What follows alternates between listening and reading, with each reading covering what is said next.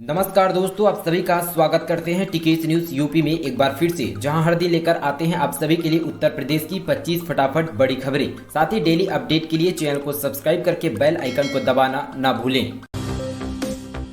PGI में मरीजों को अब और सुविधाएं। सीएम योगी ने 601 करोड़ की लागत वाली सेवाओं का किया लोकार्पण। मुख्यमंत्री योगी आदित्यनाथ शनिवार को पीजीआई में इमरजेंसी मेडिसिन और आधुनिक गुर्दा प्रत्यारोपण केंद्र समेत सुविधाओं का लोकार्पण किया। इसमें 3 मॉड्यूलर ऑपरेशन थिएटर, छात्राओं के लिए छात्रावास, नर्स आवास, पीएमआर गेस्ट हाउस, लैब शामिल है। साथ ही 601 करोड़ की लागत वाली सेवाओं से मरीजों को और साथ ही तीमानदारों एवं स्वास्थ्य कर्मियों को फायदा होगा। यूपी के कई हिस्सों में बारिश, किसानों को नुकसान की आशंका। मौसम वैज्ञानिकों ने किया अलर्ट। वेस्ट यूपी में मौसम का मिजाज बदला हुआ है, यहां लगातार बारिश हो रही है। मौसम वैज्ञानिकों का अनुमान है कि 9 जनवरी से 10 जनवरी तक ऐसा ही मौसम बने रहेगा, बल्कि ओले भी गिर सकते हैं। यूपी पुलिस में होगी 26,000 से अधिक कांस्टेबल की भर्ती, जारी हुई ये नोटिफिकेशन। उत्तर प्रदेश पुलिस में कांस्टेबल और फायरमैन के पदों पर जल्द ही भर्ती होने वाली है। यूपी पुलिस भर्ती एवं पदोन्नति बोर्ड ने कांस्टेबल भर्ती 2022 की घोषणा कर दी है। रिपोर्ट के अनुसार यूपी पुलिस में साथ ही 26,210 कांस्टेबल और 172 फायरमैन की सीधी भर्ती होगी। हालांकि इस भर्ती के लिए आवेदन की प्रक्रिया कब से शुरू होगी, इसके बारे में जानकारी नहीं दी गई है।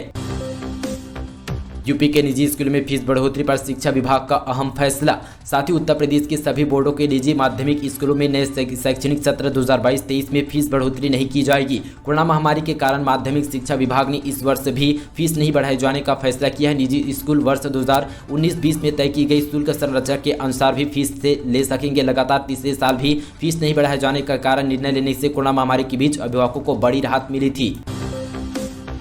यूपी में निःशुल्क खाद्यान्न पैकेट में नहीं होगी पीएम सीएम की तस्वीर। खाद्यान्न व रसद विभाग ने दिया आदेश। प्रदेश में चुनाव आचार संहिता लागू होने के साथ ही सरकार के विज्ञापनों को लेकर भी एक बार फिर से रोक लगा दी गई है। अब अंत्योदय एवं पात्र गृहस्थी कार्ड धारकों को निःशुल्क वितरित किए जाने वाले खाद्यान्न से लेकर तेल, नमक, साबुन व चना के पैकेट पर प्रधानमंत्री मोदी और सीएम योगी आदित्यनाथ की तस्वीर नजर नहीं आएगी। पैकेट पर सोच, ईमानदार, काम, दमदार की टैग का लाइन का भी प्रयोग नहीं किया जाएगा।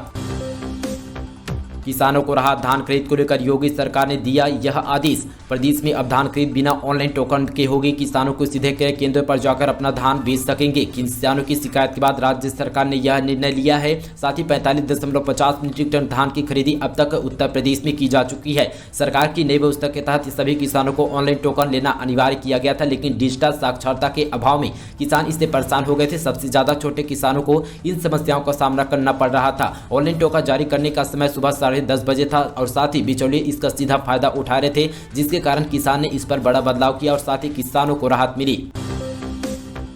यूपी में स्कूलों के बाद अब विश्वविद्यालय व साथ ही यहाँ पे डिग्री कॉलेज बंद, साथ ही ऑनलाइन संचालित होगी कक्षाएं। प्रदेश के सभी विश्वविद्यालय और साथ ही यहाँ पे डिग्री कॉलेज में 100 मार्च से लेकर 16 जनवरी तक पूरी तरह से बंद रहेंगे। कोरोना के बढ़ते संक्रमण को देखते हुए उच्च शिक्षा विभाग ने यह निर्णय लिया है। इस दौरान विश्वविद्यालय के ऑनलाइन कक्षाएं संचालित की जाएगी। अगर किसी विश्वविद्यालय में वह डिग्री कॉलेज की परीक्षाएं चल रही है तो वह यथावत चलेगी और साथ ही परीक्षाओं के लिए संस्थाएं खोले जाएंगे। साथ ही कोविड प्रोटोकॉल का पूरी तरह से सख्ती से पालन करने और साथ ही परीक्षाएं संचालित की जाएगी।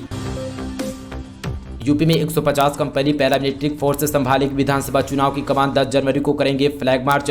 यूपी में होने वाले विधानसभा चुनाव के मद्देनजर केंद्र सरकार ने पहले चरण के लिए 150 कंपनी अर्धसैनिक बलों की तैनाती करने का फैसला किया है। इन सुरक्षा बलों को 10 जनवरी से पहले चरण में जिलों पर तैनाती कर दिया जाएगा। एडीजी कानून व्यवस्था प्रशांत कुमार ने बताया कि केंद्र सरकार ने जो 150 कंपनी अर्धसैनिक बल दिए गए हैं, उनमें से 50 कंपनी सीआरपीएफ, 30 कंपनी बीएसएफ और 20 कंपनी सीआरपीएफ, 20 कंपनी आईबीटी की होगी।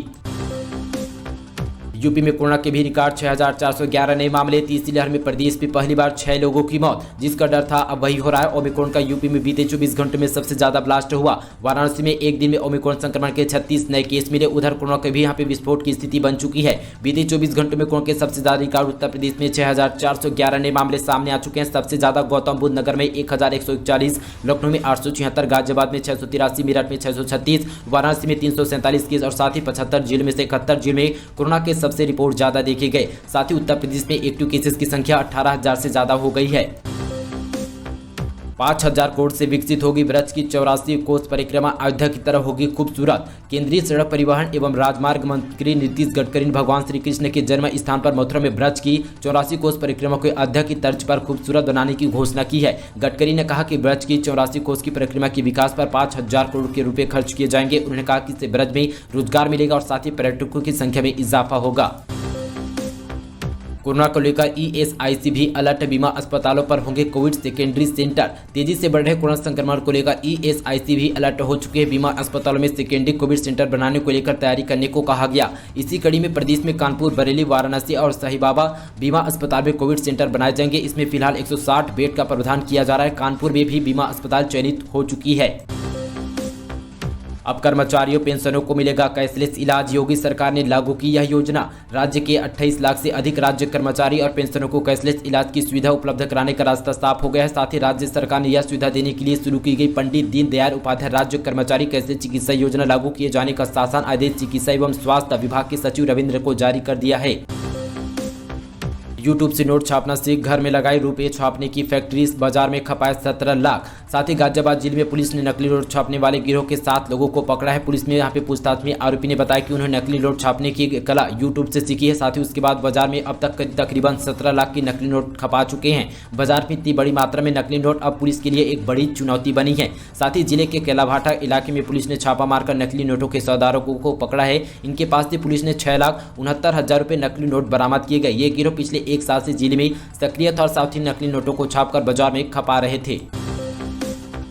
देश में बेकाबू हो रहा है कोरोना। पिछले 24 घंटों में सामने आए 1,42,000 नए के 285 लोगों की मौत। भारत समेत पूरी दुनिया भर में देशों में कोरोना और साथ ही ओमिक्रॉन मामलों की संख्या लगातार बढ़ोतरी हो रही। साथ ही अन्य देश के साथ भारत में कोरोना मामलों में लगातार बढ़ोतरी हो रही है। पिछले 24 घंटों में भारत में 1,41,986 मामले दर्ज किए गए, जबकि 285 लोगों की मौत हो चुकी है। काशी विश्वनाथ धाम में बिना थर्मल स्कैनिंग नहीं मिलेगा प्रवेश। गर्भगृह में जाने पर स्थायी रोक की तैयारी। कोरोना संक्रमण की बढ़ती रफ्तार को देखते हुए काशी विश्वनाथ धाम में कोविड प्रूफ हेल्थ डेस्क स्थापित कर दी गई है। वहीं रविवार को श्रद्धालु को थर्मल स्कैनिंग और साथ ही सैनिटाइजेशन के बाद ही मंदिर में प्रवेश मिलेगा। बिना मास्क के मंदिर में अब किसी को प्रवेश नहीं दिया जाएगा। महिलाओं की बोली लगाने वाली बुली बाई ऐप के खिलाफ बनारस में फूटा गुस्सा। महिला हो या बच्चे या ट्रांसजेंडर, इन सभी को लेकर देश भर में अश्लील पोस्ट, सोशल मीडिया पर असभ्य भाषा का इस्तेमाल लगातार बढ़ता जा रहा है। इसी कड़ी में बुली बाई ऐप आया, जिसे देश भर में तहलका मचा दिया। हालांकि सरकार के उसके खिलाफ दंडात्मक कार्रवाई कर दी है, लेकिन ऐसी ही अनेक गतिविधियों के खिलाफ सामाजिक संगठन दल से देश की सांस्कृतिक राजधानी वाराणसी में अनूठा प्रदर्शन कर लोगों ऐसे ऐप और साथ ही सोशल मीडिया की पोस्ट विरुद्ध आवाज बुलंद की है। उत्तर प्रदेश में 7 चरणों में होंगे चुनाव। 10 फरवरी को फर्स्ट फेज की वोटिंग जाने पूरा शेड्यूल। चुनाव आयोग ने उत्तर प्रदेश समेत 5 राज्यों में होने वाले विधानसभा चुनाव तारीखों का ऐलान कर दिया है। चुनाव आयोग ने साफ कर दिया कि उत्तर प्रदेश समेत 7 चरणों में वोटिंग होगी। पहले चरण वोटिंग साथ ही 10 फरवरी को होगी, जबकि अंतिम चरण की 60 वोटिंग मार्च पर होगी। वहीं वोटिंग की गिनती 10 मार्च को की जाएगी। ट्रिपल आईटी लखनऊ के पाठ्यक्रम में किया बड़ा बदलाव। बीटेक पहले सेमेस्टर में खत्म होगी गणित का खौफ। साथ ही इंजीनियरिंग की पढ़ाई के तहत बीटेक में जल्दी ही बड़े बदलाव देखने को मिलेंगे। इसके तहत बीटेक के पहले सेमेस्टर में गणित की अनिवार्यता नहीं होगी। इंजीनियरिंग छात्र शुरुआती सेमेस्टर में इंडस्ट्री डिमांड के अनुसार कोर्स कैरियर पर पढ़ेंगे। इसके तहत मौजूदा मूलभूत और साथ ही जरूरी पाठ्यक्रम शामिल किया गया है। कानपुर, कन्नौज के बाद अब वाराणसी की बारी। गुटखा कारोबारी के घर सीजीएसटी की छापेमारी। उत्तर प्रदेश में विधानसभा चुनाव से पहले आयकर विभाग और साथ ही जीएसटी टीम का एक्शन जारी है। कानपुर और कन्नौज के बाद वाराणसी में सीजीएसटी की टीम ने गुटखा कारोबारी लक्ष्मीकांत पांडे के घर छापेमारी की है। यूपी विधानसभा चुनाव के दौरान रैली रोड शो पर 15 जनवरी तक रोक। यूपी विधानसभा चुनाव तारीखों के ऐलान के दौरान चुनाव आयोग ने कहा है कि राज्य में आज आचार संहिता लागू कर दी गई है। यूपी चुनाव की कार्यक्रम की घोषणा करते हुए मुख्य चुनाव आयुक्त ने साथ ही सुनील चंद्र ने बताया कि 15 जनवरी 2022 तक कोई भी पद यात्रा, रोड शो, बाइक रैली, पद यात्रा किसी भी तरह से नहीं किया जाएगा और कोई भी अगर किया जाए तो उस पर सख्त से कार्रवाई की जाएगी। गाजियाबाद में नकली N95 मास्क बनाने की फैक्ट्री पकड़ी। कोरोना की तीसरी लहर में खपाने की तैयारी। 3 चाइनीज मशीनों के साथ एक को किया गिरफ्तार। गाजियाबाद पुलिस ने नकली N95 मास्क बनाने की फैक्ट्री पकड़ी है। साथ ही 65 साल के यहाँ पे इदरीस को साथ ही गिरफ्तार किया गया। इस चाइनीज मशीन को मास्क बना रहा था। साथ ही टोनिया सिटी थाने में इंस्पेक्टर रविंद्र बंद्रे इस पर सख्त एक्शन लिया और साथ ही यहाँ पे 14,000 से ज्यादा मास्क भी बरामद किया। साथ ही इस आरोपी को गिरफ्तार कर इस पर सख्त से कार्रवाई की जाएगी। दोस्तों, ये थी उत्तर प्रदेश से जुड़ी बड़ी खबरें। साथ ही आज का वीडियो आप सभी को कैसा लगा नीचे हमें कमेंट पर जरूर बताइएगा। तो चलिए दोस्तों, आज के लिए बस इतना ही। तब तक के लिए जय हिंद, वंदे मातरम।